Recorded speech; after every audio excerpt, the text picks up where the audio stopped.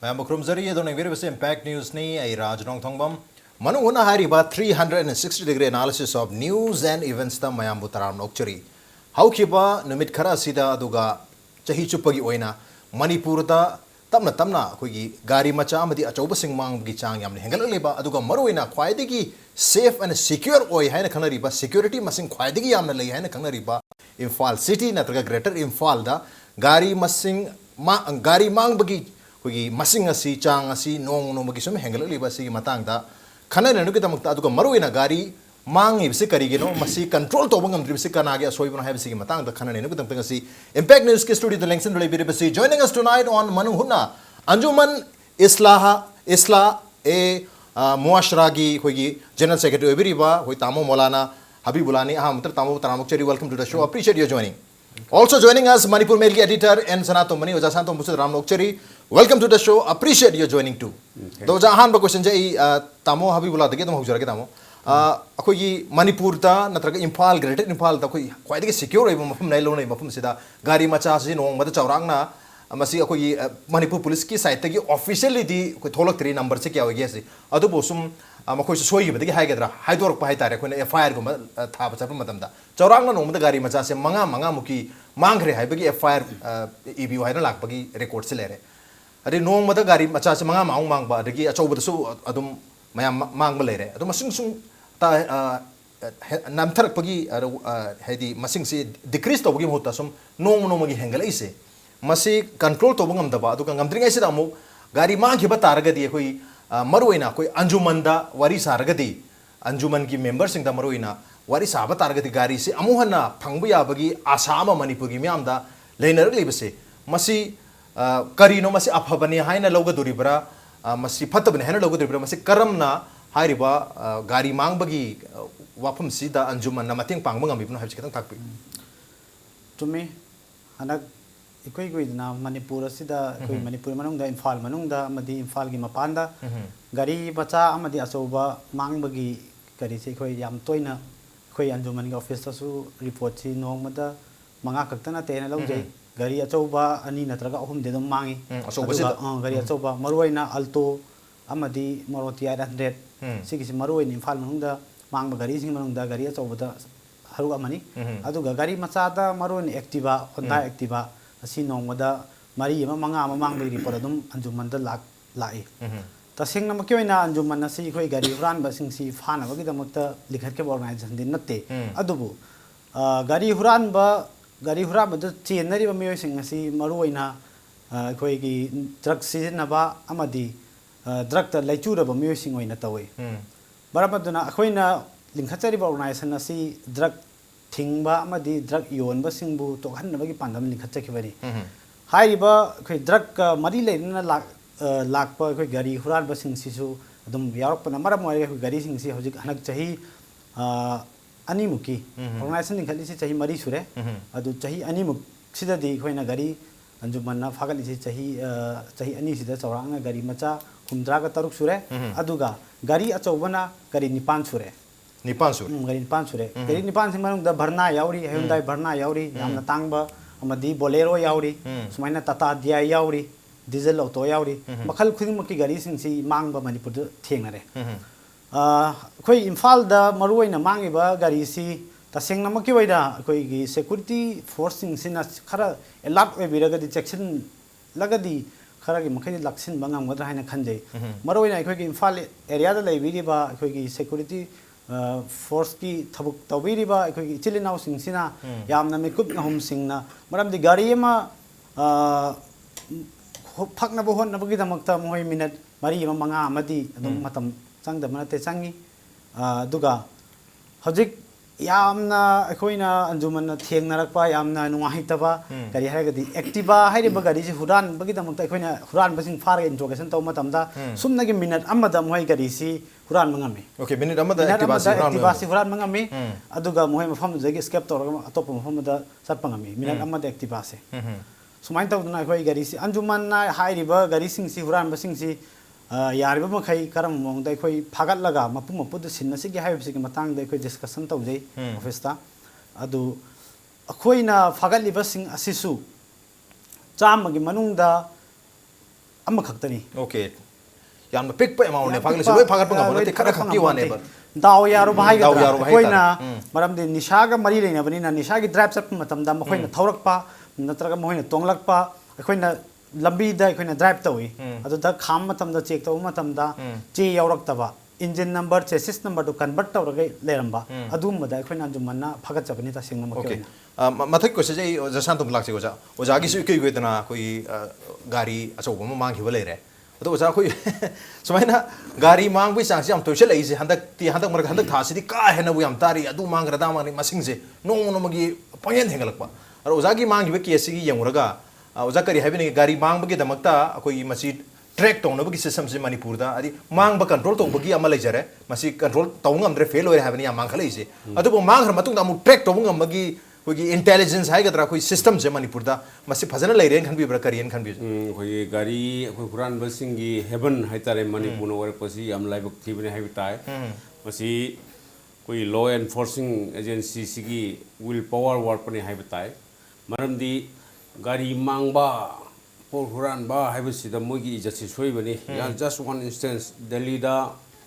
अंगांग मागी मोबाइल दु मांगखरे हाइना पुलिस दा हंग चपदा पुलिस तो ओके नंग से रिपोर्ट सु तौरानु अदगी देन कम ता हाइरोनु हाइना मोगी दा क्राइम दु लेबदु पामदमनिना मोबाइल दु लेर पिथोरे काइपसु दुम ताय उन्दि माय एरिया दु सेफ होय हाना मामदि दिल्ली दा जथरिबो क्राइम याम सु दा माय एरिया दु सेफ होय से वारी अमग निंगसंग याय कोई विल पावर लेरबा कोई जस्ट 1 मिनट कुमदंग लौजगे कोई हैदराबाद ता नुपी अमा पैसा सु यम पाइबा माई नुपादुसु इंडियन फॉरेन सर्विस ओइदना मपानदा लेबदगी जुम खरनरपदि मथंदा सुम लेबदगी मागी माई सुम सिंगल वुमन वर्कपने तंत्रिक कुंबम को कोइना को दो ऑल ऑफ सडन मासी मांग थिबा मांगगा पैसा सु मिलियन द पाइबा नुपी अमा देन कमाइन तो मांगखरि नो हाइबसिदा सुम थिजनदना सुम थंबिरबदुनिदना अर देन माई मतम खर लेगा माई जगह दुदा पुलिस एसपी अमा ट्रांसफर तोरपो एसपी दुना दिमाना यादे पैसा सु पाइबा मसक सु फजाबा सिगु नुपी मांगर तुमिन लय याब्रा माना माई प्लेन क्लोथेड कोई पुलिसमैन अमा ऑफिस कार्य सोई तौलमगा नंग ड्रेस होंदो मागी जिगी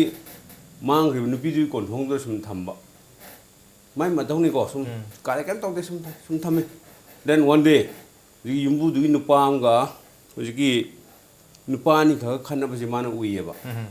करिगिनो हनुमान चंगथलगा नुपानी दुर माना हंगे नंगना हुजि पैसा पाइग्रबा सी नुपाम दिलेरबनि को नुपी दुरि मांगरे नंग खनरि कइगिनो ना हंगबा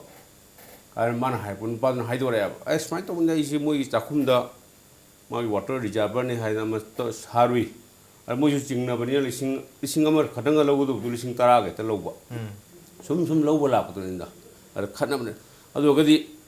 करिममदि फंगे दको चाखुमदा कोम अमा तौगियना माना हायर अप तमान माई एसपी दुरा tell my power P सिमदि fungi हना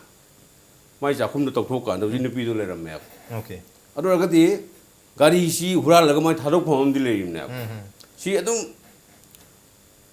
थिजन बदा दुम खंगो पोरम नि क्राइ द लेनो हाई प्लेन क्लोथेड पुलिसमैन हमना हाइसिनी बनि पुरो अंडर स्टाफ मी लेता बदगी दिओ बिआई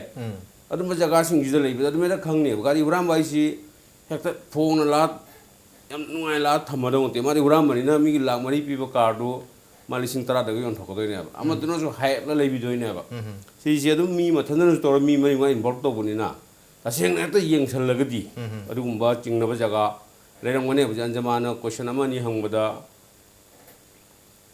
हाइदोरेशन है अदुगदि खितंग थिजनबा थाव यहनबा मजे हायर न तौताय नोय गाड़ी हुरा ले अरगा नोय इज्जतु नोय इजने जिंग धरिजे मणिपुर हुरा मगि लम ओइरे हाइसि कनाइ जनो सोइसे आ कोइ बुदि ऐ गाड़ी बुदि मणि मगो गाड़ी मदुर मान फंगे फंगबदा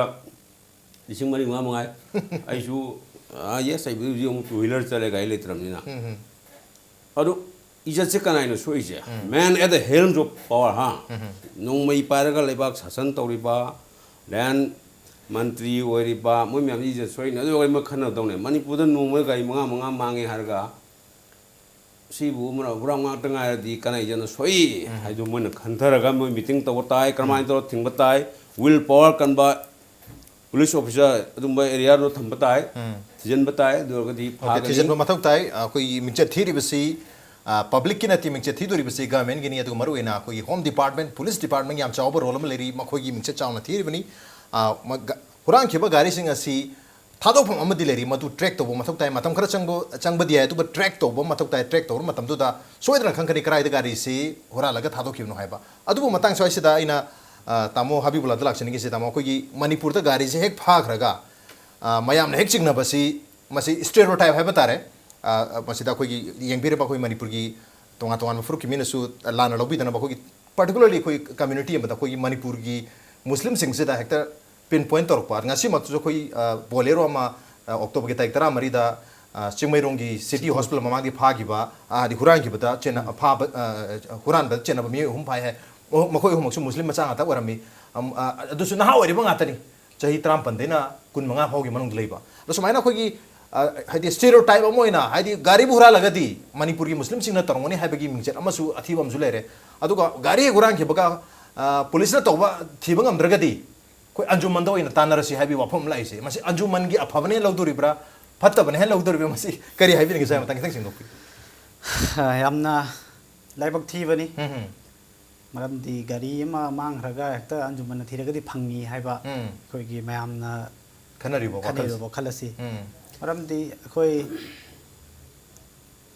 लेरिबा मणिपुर की कम्युनिटी खुदिंग मंगना गाड़ी सी मांगरगदी लिलोंग द पुजलंगदरा हाइबगी कोई दा स्टेरियोटाइप मा दुम लैजे हाइबा अतोपो फन हुरा लगसु लिलोंग हेक्ता खनबा तौबगदी अखोइना सथ्रैबा ड्राइव सिंग असिदा अखोइना खंगजबदा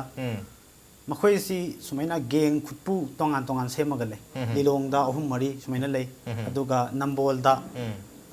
क्वाकेथेल दा सुमैना मखोई सिंगसी इम्फाल दगी पुरकपा दगी नंबोल दगी पुरकपा गाड़ी सिंगसी लिलोंग थाजनबा लिलोंग दा थाजन खगदी हुरालिबा मखोइना सु करिना खल्ले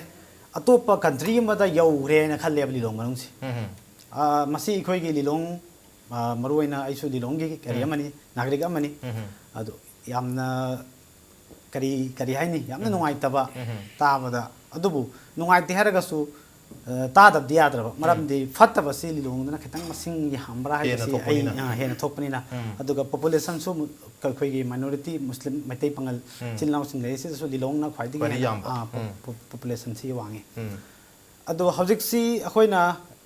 ngasai hangkiba question lamada ina chit thobama yamna important oine khanjaba gari si huran raga gari si mahoina chathokip nateba natra mai thadokip dispose tokip nateba gari oina dum maka thauri neba ado gari khoi gi high security plate ina nappaga khoi gari thauri ba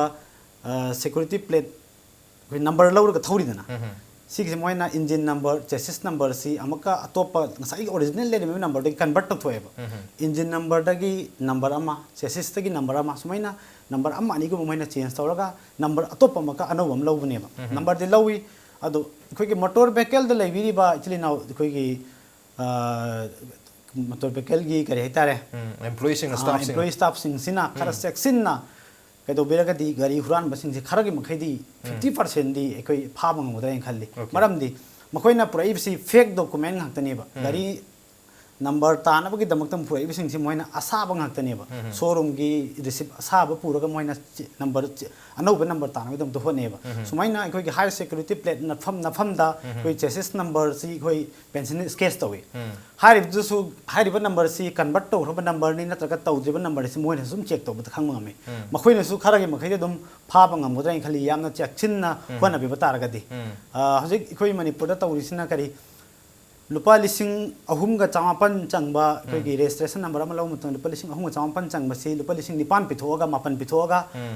registration number लौबनेबा अनौ तौरिसे हजिक जे कोई अंजुमन custody the गाड़ी 38 लेबा मपु मसा खंगदना रामदि engine number station number पूरा convert तौकेदना identify तौ ngamdraba गाड़ी सुमाइन तौदना अदना अखोइगी हजिक हायरगदी ngasi ngasi mak yauriba khabarda moi ahum phaba nahalamak manga phaba kandasु मंगा मक लिलोंग दगी वरंबा जिंगा सी ngarang nahal date 18 da moi ahum habdasu ahum mak Lilong दगी वरंबा हजिक मखोइ सिंग अदो अखोइ gi anjuman dasu dum record leiraba mioi ngahaktani amamang da phaki basu digi matung da pharak padasu matung da hanak inong no da phare ba sing sti yaur sin अंजुमन के माइकई दगी ma'am the हाइदनिंग बाहरगदी अखोई अंजुमन अखोई ma'am न थाजबिबदी अंजुमन the थाजब थंबीरी अदुबु अखोई के police की side तगिसु police की side तगिसु अखोई ngasai अखोई की करिना एडिटर साहब ना हाबिखिबा अदुगुमना पुलिस की साइड तगी अखोइना अकनबा मियंग से खर थंबीरगदी अखोई करी हुरान बसिंगसी ngarang nan फारिदना सुमैना फाबा ngamgadra हाइबसिगी चपचाबा इंगुंदा थाजब लैजे ओके पुलिस डिपार्टमेंट दगी का हेनबा खोगी स्ट्रिक्टर हेन हान दगी स्ट्रिक्ट ओइबा हेना अफो मखल की खोगी सेक्शन तरौन से लौकट पिरबा अदुगा अखोई इन्वेस्टिगेशन से निंगथिना तौबिरबा अदुगा मखाताना खोगी रोड त लंबी द करते खोई फ्रिस्किंग अमदी चेकिंग से निंगथिना तौबिबा तारगदी खरा मखैदी मसुसु कंट्रोल तौबा ngamni अदुबु ख्वाइदगी चौबा खोई रोल अमा प्ले तौबा यारिबसी ट्रांसपोर्ट डिपार्टमेंट अनोबा हाबदी अरीबा गारी सिंगी अनोबा नंबर लौबा लागु मतमदा मसी निंगथिना स्टडी तौबिरगा निंगथिना एग्जामिनेशन एंड इन्वेस्टिगेशन तौबी तारगदी अखोगी फेक डॉक्यूमेंट मयामा अदुगा हुरान खिबा गारी कयाम मसदगी आइडेंटिफाई तौथोकपा मसक खंदोकपा ngamgani हाइबगी वाफमनी अदुगा अंजुमन कोगी अंजुमन हाइनसु खंगनरिबा अदुगा अखोगी फुल फॉर्म दा अंजुमन इस्लाए मुआशरा हाइरिबा कोगी ऑर्गेनाइजेशन सी सिविल सोसाइटी ऑर्गेनाइजेशन सी असेंबगी दे कोगी सोसाइटी असिदा कोगी ड्रग की मायोक्ता कोगी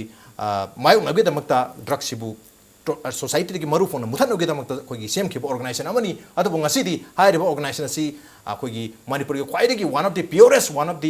सिंसियर एंड ऑनेस्ट अखोगी ऑर्गेनाइजेशन CSO अम ओरिबने अदु हाइरिबा CSO सिंग ngasidi अखोई एंटी ड्रग की कैंपेन चथबगी महत्ता अखोगी गाड़ी फाबगी कैंपेन ओइना चथबगी माइक्रोम द संक्शन लेरे अदुबु खरा मखैदी कोई हाइरिबा अंजुमन हाइरिबा ऑर्गेनाइजेशन द मैन थाजब थमिसिग दा फबदी लई अदुबु मसिना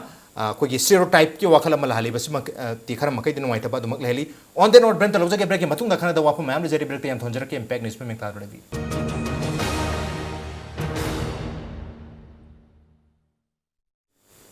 Welcome back. Adon ekbar base manu hunani a 360-degree analysis of news and events with me Raj Nongtongbam. Manu hunada ngasi khana jarmi basi Imphal city da maruina gari mangkhe bagi masing nongono magi hengalale basi karigeno masi karamna control tawdagi control tawbang ngamdri basi karigno habi matang dani mathagi question ji oja sana tam lakche oja Imphal city se da koi maruina CCTV camera si mamangi atop issue ke adasu mayam na pukhana khara bato indoina adu mawapam amani CCTV camera si ningthi jana mathau tawna लहनबा थंबंग अमतारगदी कोई पौना बाजार bore Basu थंगाल बाजार bore Basu अदुगा इमा कैथेल bore Basu city area की मरोय मफम सिंग सिदा parking area गुम busing सिदा नत्रगा सो कोई बाजार एरिया सिंग से निंगथीना हाइरिबा CCTV कैमरा सिंग से थंबी तारगदी खरा मकैदी हुजेकी हुरान चिंती की थबक से लेप की बसु याय कंट्रोल तौबं ngam बसु या फागत बसु ngam या अदुबु कोई ngasi मक CCTV सिंग से अमता खेन बसु उदे खेन बतारगसु मदुदगी कोई ट्रैक तौदरमी फागले हाबगी पाउच तादे और CCTV कैमरा से निंगथीन खेन बंगम द्रिम से करिगिनो मसिगे दमक तर सिंग काथोक्यो कैम से ले रहा है तो CC कैमरा की मथांग सिदा कोई मणिपुर गवर्नमेंट से कोई कैमरा तो थोगा कोई जर्नलिस्ट की न तो मियाम की वहां की पाकुम पीबी हाबसु यादे और CCTV कैमरा खेन बिसु यादे करी हाबि नहीं हो जा मसी CCTV कैमरा सी खिलगबुदी ओके हुराम आइडेंटिफाई तौबुदी यागनी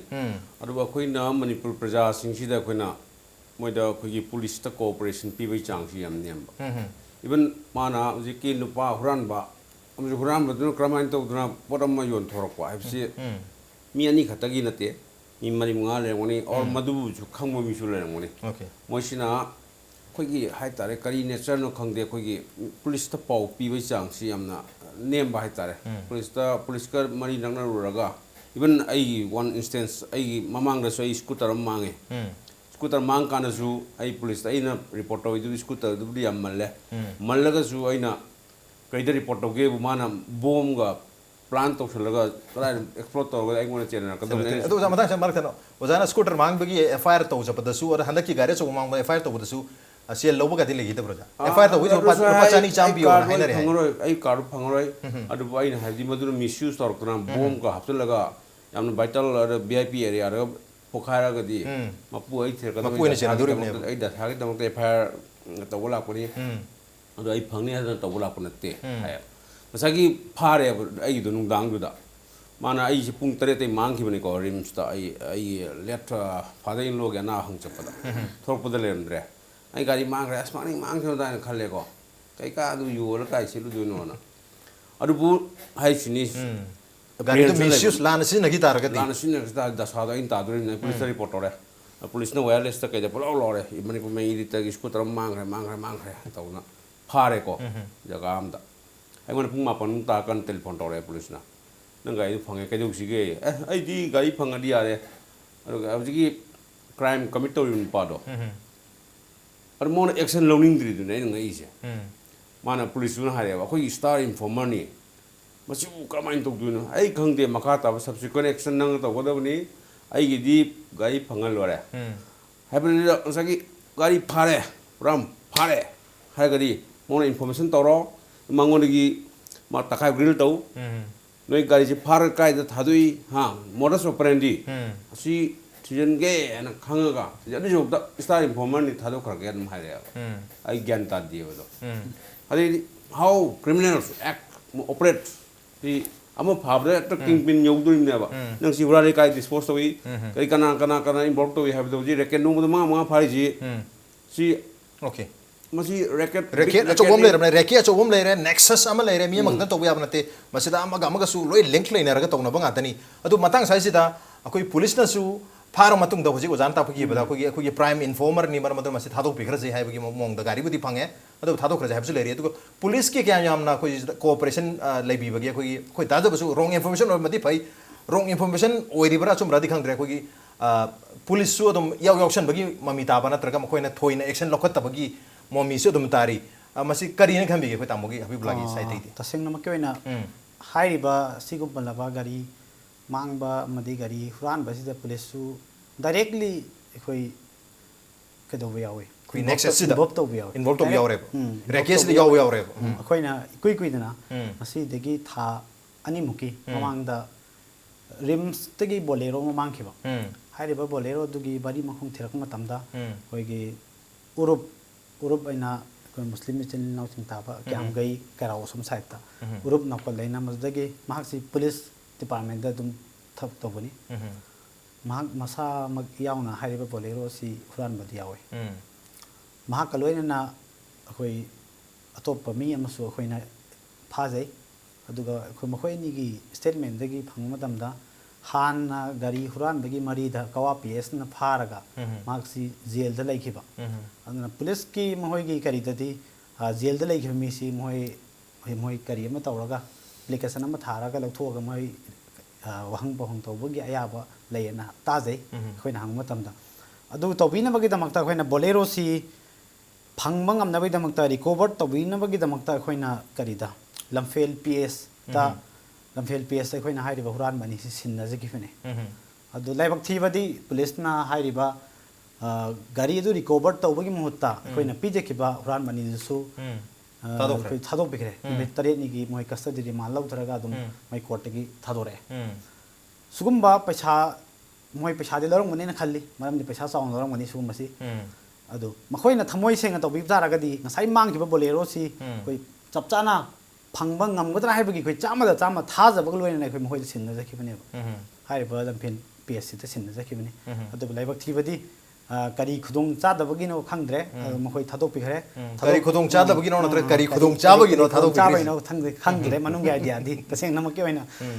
थमोय खरा सेंगना अखोइगी स्टेट फोर्स सिंगसिना थमोय खरा सेंगना तौबिबा तारगदी खरगी मखैदि पुनमक 100% हाइबा ngamde अदबो खरगी मखैदि अखोइ हंगसाइदि फाइदा लाय खरगी मखैदि ngamगदरा हाइबसिगी चपचाबा अखोइदा थाजब लै ओके कोई पुलिस की साइड तगी मथिंग पांगबीबा तारगदी सिंसियर एंड ऑनेस्टली पब्लिक के दमकता थबक तौबीबा तारगदी कोई खुदोंग चाबा खरगी दमकता ngasai खुदोंग चादबा हाइबदु तसेंग नमकीदी खुदोंग चाबा खरगी दमकता